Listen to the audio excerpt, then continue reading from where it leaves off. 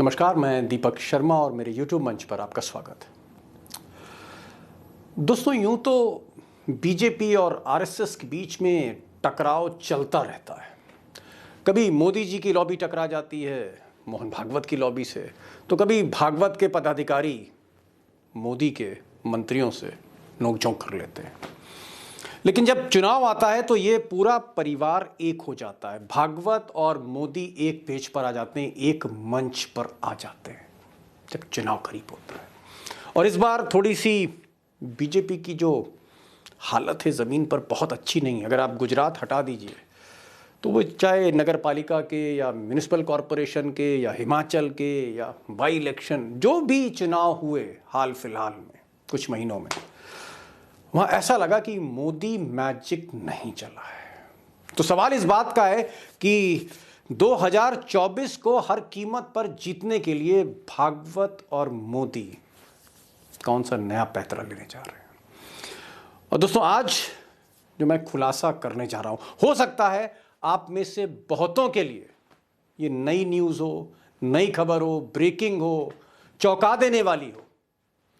लेकिन मुझे लगता है कि ये जो खबर मैं आपको सुनाने जा रहा हूं, भागवत और मोदी का पिछले 8 साल में अब तक का सबसे बड़ा कार्ड है जो उन्होंने फेंक दिया है बाजार में।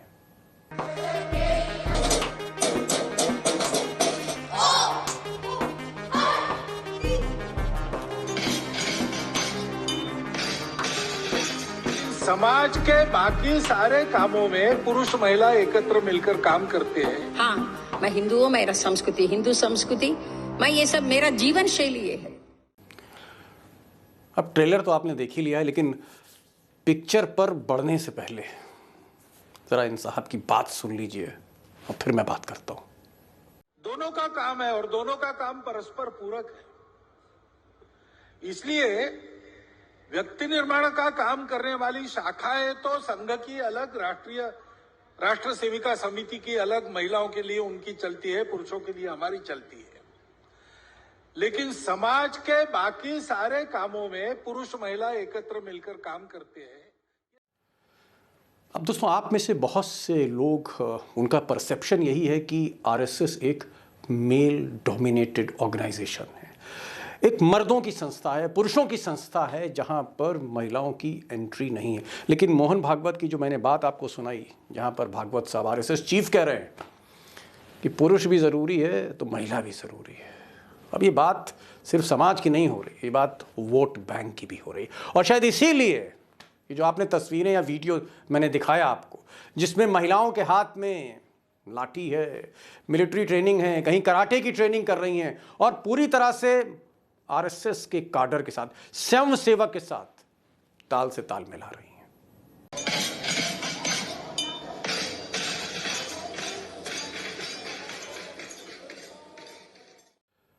अब दोस्तों, ये जो महिलाएं हैं, दरअसल ये आरएसएस की वुमेन विंग की महिलाएं हैं और एक बहुत बड़ा काडर है। और इस बार इनको मैदान में उतारा जा रहा है। 2024 में यही महिलाएं जिले जिले में, मेट्रो में यही महिलाएं आरएसएस की तरह चुनाव की तैयारी करेंगी, शंखनाद करेंगी। ये स्ट्रैटेजी है, या यूं कह सकते हैं आरएसएस का महिला मॉडल है। और मैं आपको बताऊं कि ये जो ड्रेस आप देख रहे हैं, सफेद और गुलाबी, दरअसल ये आरएसएस की आप कह सकते हैं काउंटर पार्ट है।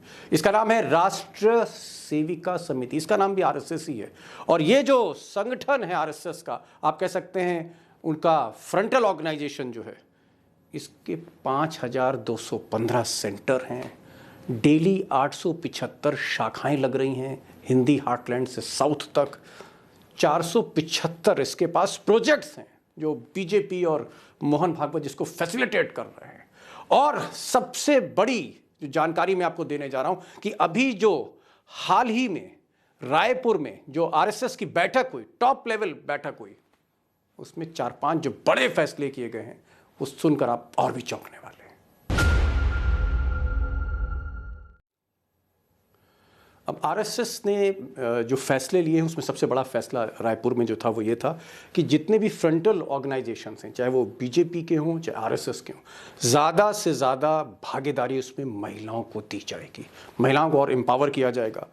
महिला जो आरएसएस विंग है, जो मैंने आपको बताया राष्ट्र सेविका समिति, इसकी शाखाएं दिल्ली में भी लग रही हैं और आपको जान के हैरत हो जाएगी कि दिल्ली में इसकी शाखाएं जवाहरलाल नेहरू यूनिवर्सिटी में लग रही हैं। जी हाँ, जेएनयू में शाखाएं चल रही हैं, जिसे आप वामपंथियों का गढ़ कह सकते हैं। जहां पर मोदी जी ने कभी टुकड़े टुकड़े गैंग कहा था, वहां पर ये शाखाएं चल रही हैं और इन शाखाओं को मेट्रोज में ले जाया जा रहा है, जिसमें मुंबई है, चेन्नई है, बेंगलोर है, हैदराबाद है, जयपुर है, लखनऊ है, पटना है। ऐसे तमाम 40-50 शहर हैं जहां पर ये शाखाएं अगले 6 महीने में आपको दिखेंगी। और हो सकता है कि महिलाओं के हाथ में लाठियां दिखें, मिलिट्री ट्रेनिंग दिखें और उसके पीछे मोहन भागवत जी का हाथ हो। तो संघ एक तो अपनी छवि बदलना चाहता है, वुमेन को लाना चाहता है, क्योंकि 2025 में संघ के 100 साल पूरे हो रहे हैं और इसीलिए संघ चाहता है कि 2024 को हर कीमत पर जीता जाए, हर कीमत पर जीता जाए। जो उसके बाद जो प्लान है, जिस पर मैं फिर कभी वीडियो बनाऊंगा, किस तरह से देश में संस्थाओं को पूरी तरह से बदला जा रहा है, इतिहास की किताबें बदल दी जाएंगी, बहुत कुछ बदल दिया जाएगा और सबसे बड़ा खामियाजा विपक्षी पार्टियों को भुगतना पड़ेगा। उस पर मैं अलग से वीडियो बनाऊंगा, लेकिन पहले बात उस ट्रम्प कार्ड की, उस महिला एम्पावरमेंट की, जिसमें भागवत साहब और मोदी जी को अब वोट देख रहे हैं, वोट बैंक दिख रहा है। तो ये जान लेते हैं कि ये मॉडल जो है वोट बैंक का, वो आया कहाँ से। मोहन भागवत लेके आए, अमित शाह लेके आए, या मोदी लेके आए। अब दोस्तों, उससे पहले कि मैं उस मॉडल पर आऊं जिसको भागवत साहब ने कॉपी किया है और जिसको मोदी जी और अमित शाह इम्प्लीमेंट करने जा रहे हैं, मॉडल की बात बाद में करूंगा। मैं एक तस्वीर आपको दिखाना चाह रहा हूं। बहुतों ने, मेरा मानना है कि 90% से ज़्यादा दोस्तों ने ये फ़ोटो नहीं देखी होगी और फ़ोटो देखकर इनको आप पहचान भी नहीं पाएंगे, न नाम से न सूरत से। तो पहले फ़ोटो देखते हैं। ये फ़ोटो है वी शांता कुमारी की और इनके बारे में मैं ये कहूँगा कि अगर बीजेपी, मोदी जी के बिग डैडी अगर ये साहब हैं, तो बिग मदर जो हैं वो वी शांता कुमारी हैं। ये आप कह सकते हैं कि प्रमुख संचालिका हैं। ये राष्ट्र सेविका समिति, आरएसएस की जो वुमेन विंग है, उसकी चीफ है। मोहन भागवत के बराबर आप कह लीजिए। और इनके बारे में थोड़ा सा मैं जानकारी दे दूं, फिर आगे बढ़ता हूं। 70 साल की उम्र है, बीएससी एमएड कर चुकी हैं। 1968 में ये आरएसएस की महिला विंग में आई थी और धीरे धीरे इन्होंने कर्नाटक में बीजेपी को घर घर में बढ़ाना शुरू किया। कर्नाटक की जीत में सिर्फ येदुरप्पा को मत देखिए, इस महिला को भी देखिए। ये अयोध्या आंदोलन से जुड़ी और उसके बाद वापस गई। वापस जाने के बाद 94 में इन्होंने घर छोड़ दिया, होल टाइमर हो गई और फिर कर्नाटक में इन्होंने हिंदुत्व की बात करनी शुरू की। और उसके बाद लोग ऐसा कहते हैं कि शांता कुमारी का एक बड़ा रोल था घरों में जाके महिलाओं को पकड़ना। आप यूं कह सकते हैं कि कर्नाटक में आधे से ज़्यादा या उस आधी आबादी के जो वोट ज़्यादातर ट्रांसलेट हुए बीजेपी के खाते में महिला का हाथ बताया जाता है। तो ये इस वक्त आरएसएस वुमेन विंग की चीफ हैं और पूरा का पूरा जो इनका जो आप कह सकते हैं जो माइंडसेट है वो भागवत जैसा ही है, मोदी जैसा ही है। हिंदुत्व की बात करती हैं, जेएनयू की बात करती हैं, दिल्ली में खान मार्केट गैंग की बात करती हैं। हिंदू संस्कृति का विरोध में कोई फिल्में वो कर रहे हैं और इसके साथ साथ वेब सीरीज भी कर रहे हैं। उस सब में विज्ञापन आता है ना, एडवर्टाइजमेंट, वो भी हिंदुत्व विरोधी है। अपना त्योहार, अपना उत्सव, अपना परंपरा के विरोध में सब हो रहा है।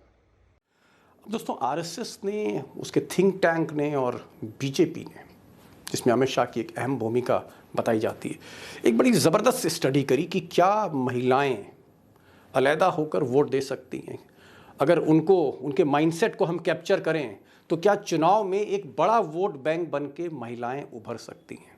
क्या वुमेन एम्पावरमेंट के नाम पर क्या हम महिला वोटों को एक मुश्त अपने पार्टी में ला सकते हैं कि नहीं ला सकते हैं। तो ये जो मॉडल स्टडी किया, इस मॉडल के जो सबसे बड़े खिलाड़ी हैं पिछले 20 साल से, वो ये साहब हैं, कम चर्चित हैं, नवीन पटनायक, बीजू जनता दल, उड़ीसा में मुख्यमंत्री, बरस दर बरस मुख्यमंत्री बनते चले आ रहे हैं। इनका ये मॉडल है, महिला मॉडल, महिला वोट बैंक। उसके बाद नीतीश बाबू जो नीतीश बने, उसमें भी वुमेन एम्पावरमेंट, महिला एक वोट बैंक की तरह शिफ्ट हुई जेडीयू की तरफ। और एक और मॉडल ममता बनर्जी का था, तृणमूल का था, उसमें भी फोकस जो है महिलाओं को था। जैसे एक ज़माने में जयललिता ने साड़ी और धोती बांट बांट कर, टीवी और रेडियो बांट बांट कर, बर्तन बांट बांट कर तमिलनाडु में महिलाओं को भी एक सशक्त वोट बैंक बना दिया।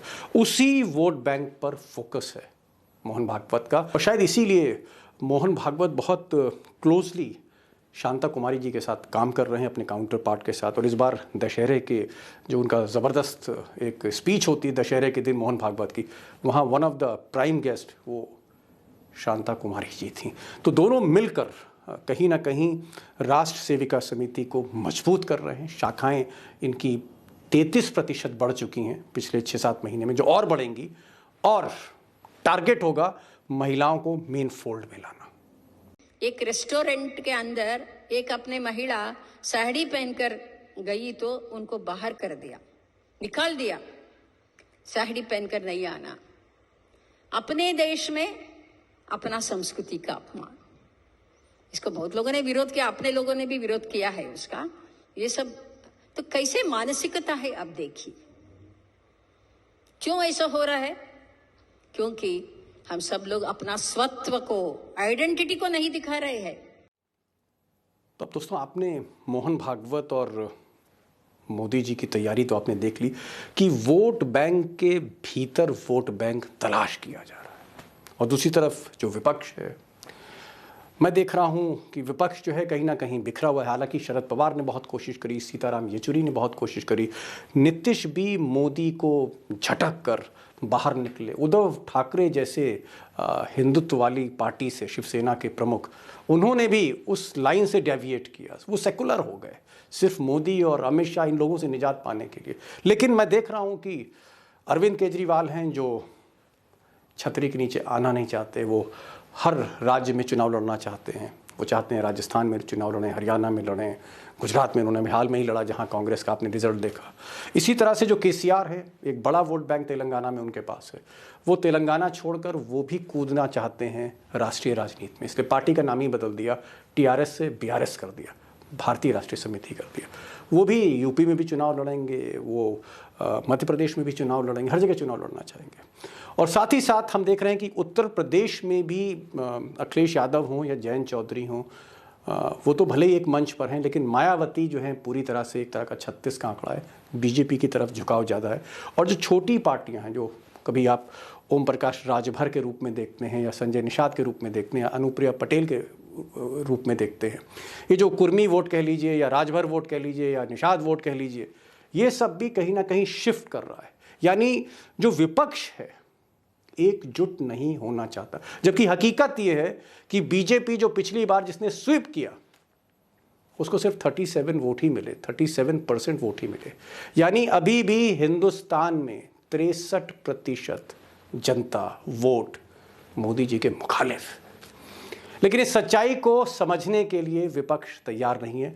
या तो महत्वाकांक्षाएं हैं, और या फिर आप कह सकते हैं कि ओवैसी और मायावती की तरह कई बी टीमें हैं बाजार में चाणक्य की। बहरहाल किसी सुबह आप उठें, कोहरा कम हो और आपका इरादा हो कि चलो भाई कई दिन के बाद टहलने निकलते हैं, चाय पीते हैं, पार्क में जाते हैं, और अगर पार्क में आपको कुछ महिलाएं दिख जाए लाठी उठाए हुए या एक्सरसाइज करते हुए, ऐसे करते हुए, चौंकिएगा नहीं। ये प्लान मोदी है, और ये वो प्लान है जिसकी काट विपक्ष को ढूंढनी होगी एक छतरी के नीचे आके। यही आज मुझे आपसे कहना था।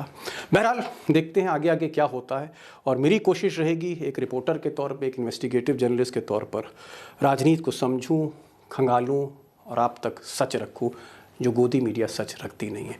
मेरी कोशिश और मेरी रिक्वेस्ट आपसे सिर्फ इतनी है, इस वीडियो को शेयर करके थोड़ा सा हौसला अफजाई करिए, ज़्यादा से ज़्यादा लोग देखें, क्योंकि इस सच को मोदी मीडिया कभी नहीं दिखाएगी, और दिखाएगी भी तो एकदम अलग तरीके से दिखाएगी। वो ये जो महिलाएं लाठी चला रही हैं उसको रानी झांसी बोल देंगे सुधीर चौधरी या अर्नब गोस्वामी, सही फैक्ट नहीं बताएंगे कि आखिर इसका इम्पैक्ट क्या होने जा रहा है। बहरहाल ये आज का वीडियो था। अपने कमेंट्स, अपने आइडियाज़ ज़रूर मुझे लिख के दीजिए, और मेरी कोशिश रहेगी कि आपको मैं बेहतर से बेहतर वीडियो अपडेट कर सकूं, क्योंकि साल जो है आने वाला चुनावी साल है, और भी कुछ अच्छे वीडियोस आपको दूंगा। इस चैनल को सब्सक्राइब ज़रूर करिए और दोस्तों से भी कहिए सब्सक्राइब करें, और आखिर में बेल आइकन क्लिक कर लीजिए, नोटिफिकेशन पहले मिल जाएगा, वीडियो पहले मिल जाएगा। तो फिर मिलते हैं एक नए वीडियो के साथ, तब तक के लिए नमस्कार।